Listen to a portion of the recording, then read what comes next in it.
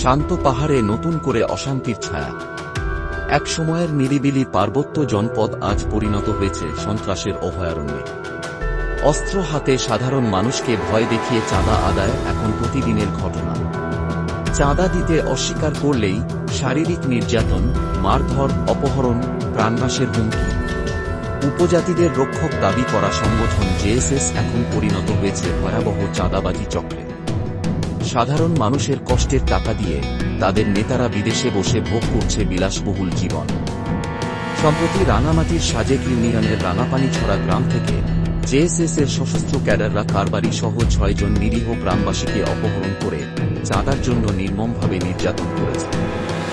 এই ঘটনা ঘিরে এলাকায় চরম আতঙ্ক বিরাজ করছে। প্রতিদিনই বেড়ে চলছে জেএসএস এর সন্ত্রাসী কার্যক্রম। এভাবে চলতে থাকলে পাহাড়ে আর কেউ নিরাপদ নয়। এখনই সময় রুখে দাঁড়াবার। জেএসএস এর সন্ত্রাস ও চাঁদাবাজির বিরুদ্ধে গড়ে তুলতে হবে সামাজিক প্রতিরোধ।